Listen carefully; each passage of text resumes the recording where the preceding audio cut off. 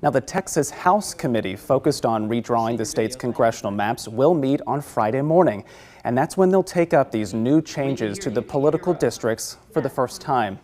Eventually, our guest today will have a say on whether these new maps could become state law. State Representative James Tallarico is a Democrat who represents Austin. Representative, thanks for being with us. We appreciate you taking the time. Thanks for having me. So I've heard you say several times that this whole redistricting effort in Texas is part of the president's push to rig next year's election. Now that you've had a chance to look at the maps that came out today, are your feelings any different now? Sadly, it's been confirmed. This is a power grab through and through. I want your viewers to understand that we typically redistrict every decade, at the end of a decade, when we have a census and we get new population numbers. They are trying to redistrict in the middle of the decade. It's essentially trying to rig the rules of the game in the middle of the game. It's like coming out of the locker room at halftime and the team that's ahead says they want to change the rules so they can stay ahead.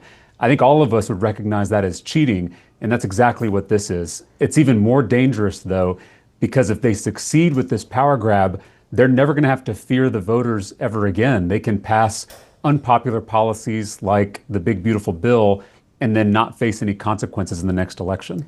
Now, as we watch the process proceed a little more now, again, that committee hearing will be on Friday. Some Democrats, including your colleagues in the Texas House, have talked about even walking out of the session to block this from happening. What's your stance on that? I'm certainly willing to do that if we get to that point. Breaking quorum is an extreme step, and it's not something that should be taken lightly. It should be a last resort. We just got the maps today. We're going to have hearings on Friday. But if the Republican majority is intent on executing Trump's power grab, my colleagues and I won't have any choice but to stand up for Texans and stand up for Americans, frankly, and protect the democratic process.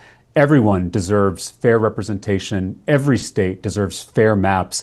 I think everyone can agree with that, Democrats, Republicans, and independents. So just yesterday, you introduced a bill to switch Texas to an independent redistricting commission. That vision seems to differ from other Democratic leaders here in the U.S., including California's governor, who says he may retaliate and redraw congressional maps there based on what's happening here in Texas. So would you still say an independent process is the best way to move forward? Absolutely. And I should say, gerrymandering is a problem in both political parties. They do it in red states like Texas, and they do it in blue states like California.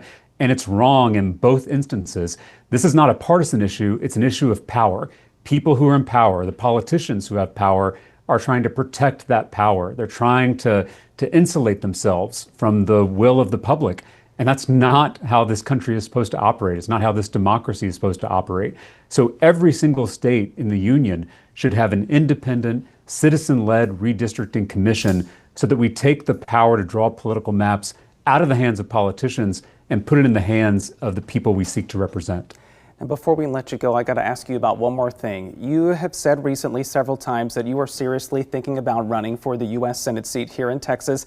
I would imagine that you don't want to make that kind of news on our show today, but talk to us about how this current special session is maybe factoring into some of that thinking about your own future.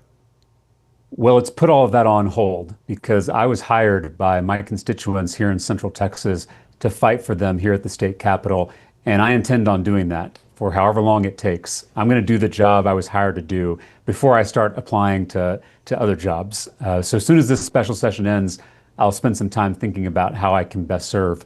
And before I let you go, Will, I just wanted to thank you for your reporting during those floods in the Hill Country. It was journalism at its best, and I think we're all thankful for your work. Well, we appreciate that as well. But State Representative James Tallarico of Austin, thank you again for being with us and for talking to us today. Thanks for having me. So we want to point out that ahead of today's broadcast, we did reach out to representatives who would be affected by redistricting, as well as leaders in the Republican Party, to give them time to be here and talk about this proposal. You're seeing the names of everyone we asked for comment today. They either did not respond or decided not to join our show. Now, if they do, we will make time for them to speak with us.